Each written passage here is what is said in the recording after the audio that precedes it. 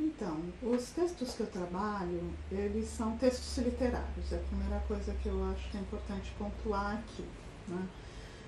Na minha trajetória acadêmica, eu trabalho com uma variedade de textos. Na verdade, todo o meu trabalho inicial é feito com teatro,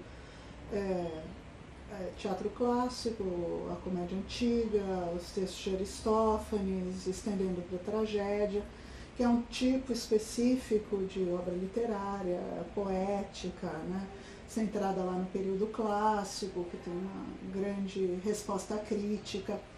Ultimamente é que eu tenho trabalhado mais com textos que fogem desse grupo de obras mais canônicas, com os romances antigos, que são textos ficcionais, textos em prosa e textos relativamente tardios, tendo em vista a consolidação de um sistema literário na Grécia, né? Então, são todos textos cujos primeiros exemplares têm registro a partir do primeiro século da era cristã, e já no período de domínio político romano, né? Então essas seriam as especificidades dele.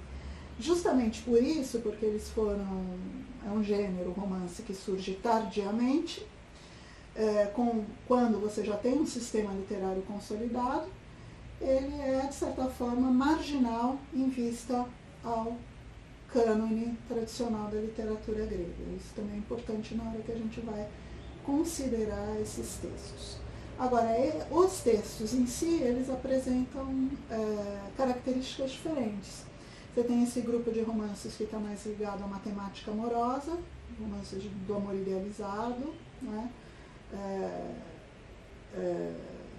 Como Queres e Calirro e do Cariton e as Efesíacas do Xenofonte. E você tem outros romances que têm uma natureza mais cômico-realista, como A Vida de Esopo e o Lúcio ou Asno, que dialogam mais de perto com a produção latina do romance, né? Agora, com relação à tradução, de fato é uma atividade a qual eu tenho me dedicado, gosto de me dedicar. No caso do romance, eu traduzi e publiquei o romance de Esopo e tenho traduzido, e digamos assim, no prelo, os romances do Cariton e do Xenofonte. Eu entendo a tradução de duas formas. Num primeiro momento, é um exercício hermenêutico. Você começa a se aproximar do texto, a estudar o texto a partir da sua tradução.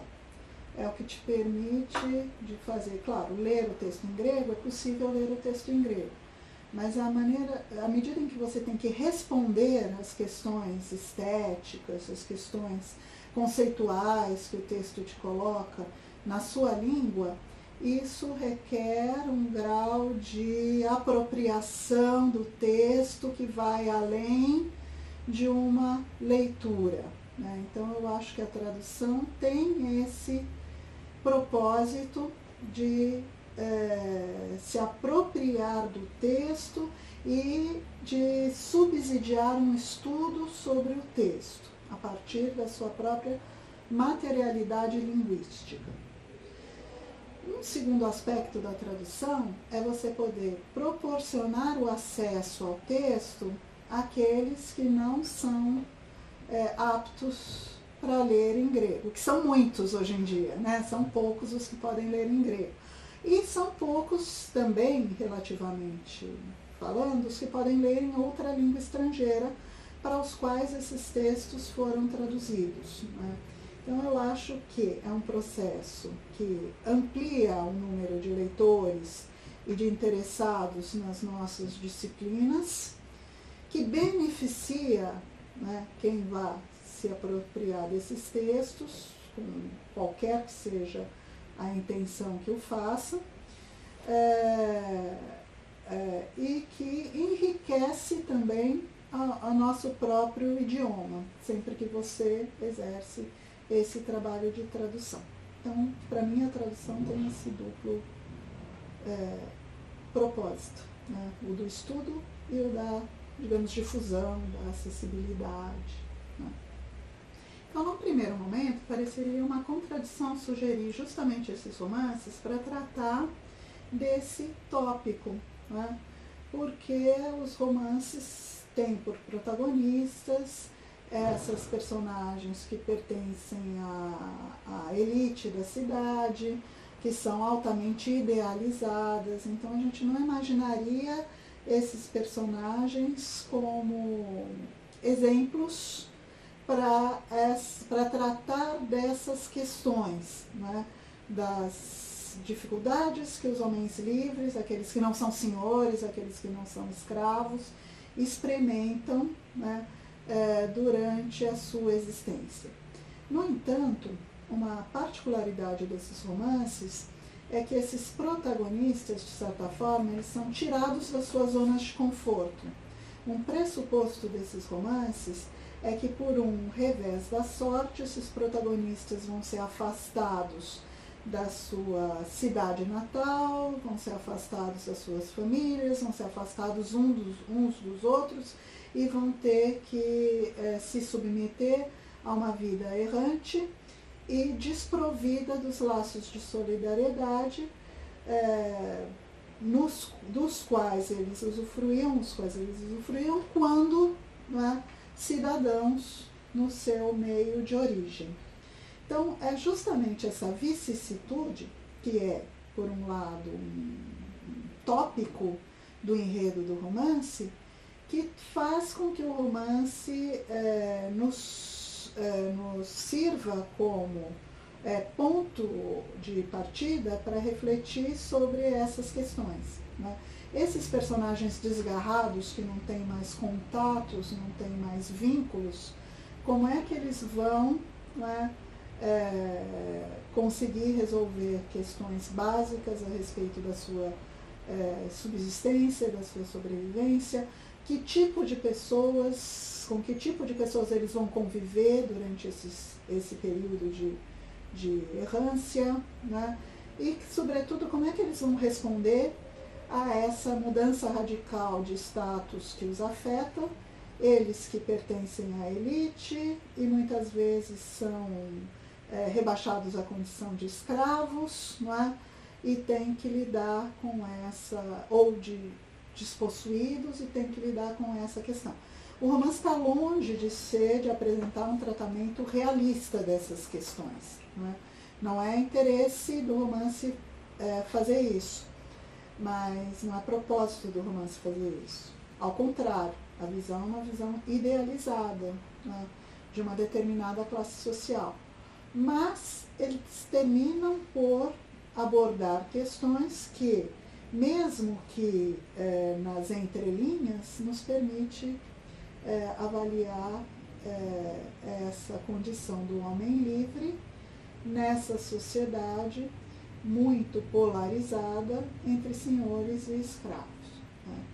Nesse caso, o personagem Habrocomes, das Efesíacas de Xenofonte, é um caso interessante, porque tendo ele saído das suas cidades, tendo ele sido raptado por piratas, vendido como escravo, recuperado a condição de homem livre, ele se vê diante da difícil situação de ter de prover o seu próprio sustento. Ele que não conta com nenhum auxílio, nenhuma rede de solidariedade, não tem nenhuma formação específica em nada. Então ele vai ter que se submeter a tarefas e a funções muito diversas, desde se juntar a um grupo de bandoleiros para dali, de alguma forma, obter seu sustento, até exercer profissões bastante modestas, como de pescador ou de trabalhador numa pedreira, para poder conquistar esse pão de cada dia, esse sustento de cada dia. Né? Então, por aí que a gente vai percebendo essas relações dentro do romance, embora não seja o propósito inicial dele. Então, aí eu já acho que, desse ponto de vista, Essas obras nos permitem, algumas dessas obras sim nos permitem acesso a esse ponto de vista dos atores silenciados, mas não especificamente esses romances. Nesses romances, você tem apenas breves menções, né, da existência desses atores. 2 exemplos no caso das Efesíacas, é o momento em que o escravo Leucon, né, confronta o seu patrão, o seu dono, o Raborocomes, que também está escravizado, porque foi capturado pelos piratas, está aguardando para ser vendido, para ser negociado, e o trata como um igual, se dirige a ele com termos como colega, como escravo, né? E o Raborocomes toma isso como uma ofensa, como é que ele se dirige a mim dessa maneira. Então, uma figura que era subalterna, num determinado momento, se permite tratar o seu dono, né, como um igual numa situação em que, de fato, eles estão igualados pela vicissitude, né? E no caso do romance é interessante porque esses escravos terminam sendo, se tornando herdeiros dos seus novos donos e passam a ter uma condição social superior à dos seus antigos donos e socorrendo-os no caso de adversidade. Esse é um caso. O outro caso, no Cariton, no Keres e Calíroe, é quando brevemente se narra uma sublevação, um levante de escravos que cumprem trabalhos forçados em condições bastante degradantes na Cária, em que eles se rebelam e assassinam o capataz e empreendem uma fuga.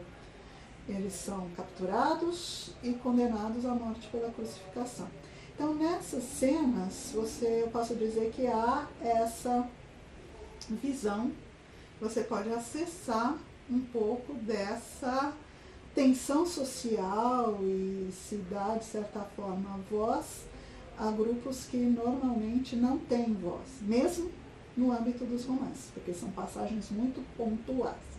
Mas outros romances, como o romance de Esopo, por exemplo, o Vida de Esopo, traz o protagonista, que tem uma origem bastante humilde, que nasce escravo, que é escravo, começa inclusive a sua trajetória como escravo da lavoura, que é uma posição bastante baixa, né? E vai ascendendo para a condição de escravo doméstico, depois ele é liberto, torna-se conselheiro dos reis, né? E assume outra condição. Mas durante boa parte da narrativa ele é escravo, e ele tem que se submeter a essas condições, mas com uma certa altivez, né?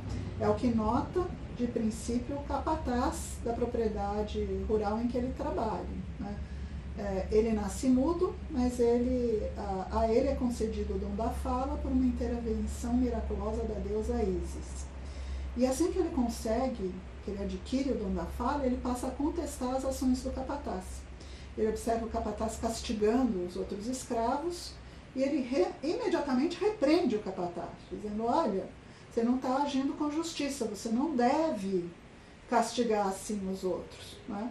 E o capataz se espanta, ele fala: nossa, até ontem ele não falava, hoje ele começou a falar e já está me tratando desse jeito. Quer dizer, o temor dele é que ele provoque um levante, uma subordinação, né? Então, imediatamente, ele pensa em falar com o patrão, que ele faz, para vender ou para matar até mesmo o Esopo, fazer qualquer coisa e sumir com ele dali, né?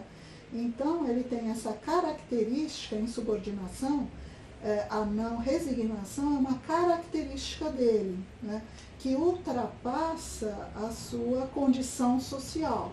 Então, nesse sentido, ele vai o tempo todo comprovar, pôr à prova a tese de que as habilidades intelectuais, a capacidade intelectual, ela não está relacionada à condição social. Tanto que ele vai se tornar escravo de um filósofo renomado na ilha de Samos, filósofo Xanto, e inúmeras vezes ele vai se provar mais sagaz, mais capaz, né, mais astucioso do que o seu próprio mestre, que é um filósofo, né? Então, eu acho que esse texto é um texto que dá voz, sim, às categorias que estão silenciadas, às classes que estão silenciadas na antiguidade, que normalmente não são retratadas, né, nas produções, nos documentos antigos.